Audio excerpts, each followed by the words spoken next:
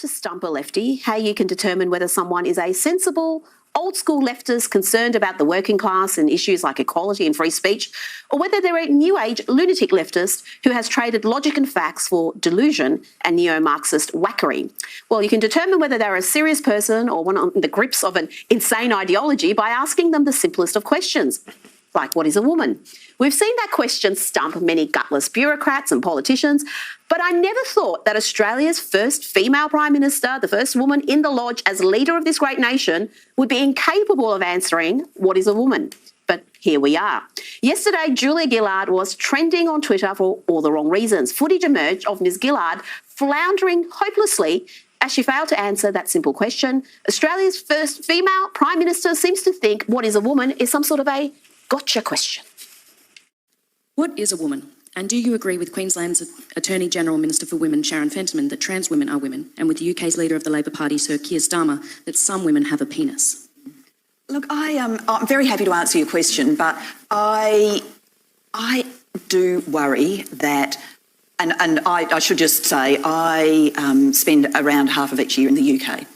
And in the UK, this has turned into a kind of got-you parlour game. So if you're listening to the radio, you literally, there'll be some person on there from London City Council who's trying to tell you why the traffic's not going to flow well that day.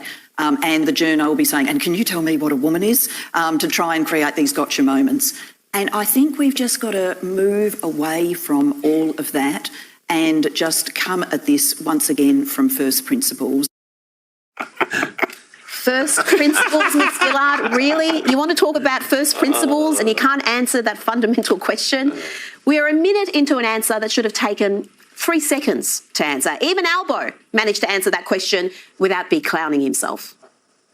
What is a woman, Prime Minister? An adult female. How difficult was that to answer? Not too hard. Not too hard. Not too hard at all. Now, let's go back to Julia Gillard and see if after that minute of waffle, she actually manages to commit to an answer. We as a community are full of people with diverse stories and diverse life experiences. Amongst that rich diversity, which, as Frances says, is powerful, there are a number of people who genuinely believe that they are trapped in the wrong body and they want to be recognised as the gender that their mind and soul have for always told them that they are. And that doesn't go one way, it goes both ways.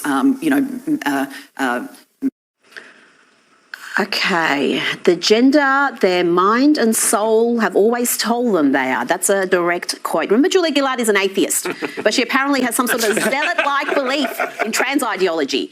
Now, she started this diatribe by saying she was very happy to answer the question, but in 4 long minutes, she failed to say what is a woman, but she makes clear what her priorities are, and it ain't women. I think we've just got to say, like we'd want to show everybody else in the community, love, inclusion and respect, we should do that for each of those individuals. And then there are a set of issues that need to be thought through about prison arrangements, about fairness in elite sport, those sorts of things that we're up to thinking about and working through if we try and do it inclusively. Inclusively. Just focus on inclusion in women's sport, women's spaces like women's prisons. Really, Julia? So to hell with the concerns of real women who do not want male bodies intruding into their private spaces or destroying their chances in sporting pursuits. Just focus on being inclusive. And Ms Gillard seems to think this isn't such a big issue because, after all, most women don't play elite sport or end up in prison. You know, most people in their lives won't end up playing elite sport.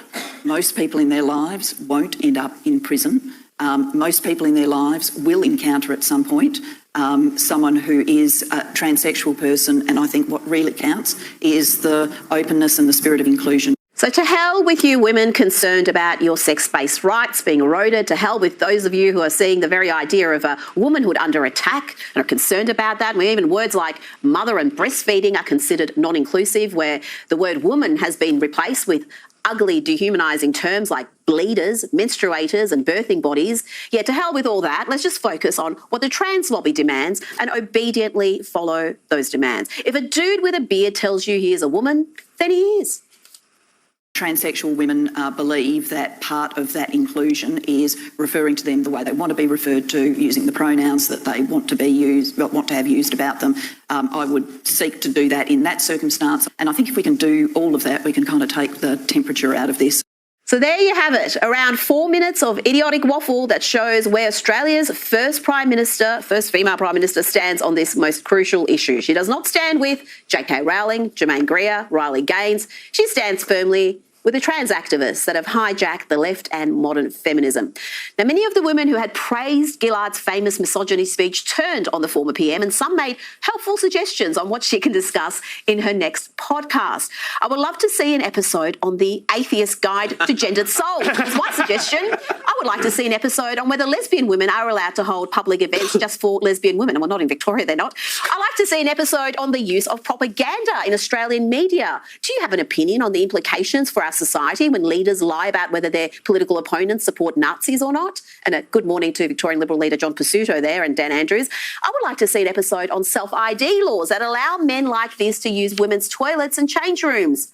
Now, these are women who backed Gillard, many of them who backed her famous misogyny speech. Now they want her to do better. I'll leave the final word to Angie Jones, who was defamed by the media and certain politicians for standing up for women. She wrote, I would like to see an episode on a female former Prime Minister who had the courage to admit she made a grave mistake, who reassures women and girls that she would do her best to rectify it. I wouldn't hold my breath, ladies. I wouldn't hold my breath.